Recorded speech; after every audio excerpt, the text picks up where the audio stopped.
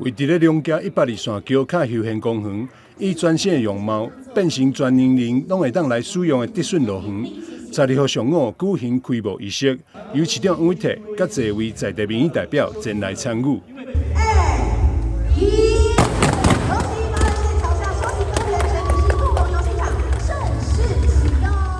我們的目標就是一區有一個特色，至少有一個特色公園。啊，龍家區而且特色公園的選擇佇遮是最好的。另外，咱那裡公園邊啊有郊外的聲音吼，很棒，很讓人家很賞心悅目吼。所以龍家的特色就是要甲咱的大自然來融合在一起吼。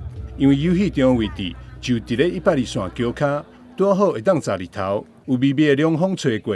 確保整個中央路樹是宜人。我們有一個很特別的，我們是用182橋下自然的景觀，那是一個自然的遮陰處哦，所以說小朋友在這邊不會有日曬，大家可以很快樂的遊玩，小朋友跟全家都可以到這邊來共同的遊玩。龍家因為德順的特色甲地景聞名，因此將這個元素融入去設施當中，並利用原本的地形優勢，打造透明的溜滑梯，創造出趣味的遊戲體驗。並針對長輩休閒需求，設置舒適的建造步道，讓大小朋友攏有當佇遮，算甲歡喜閣舒適。台南新聞張偉忠採訪報道。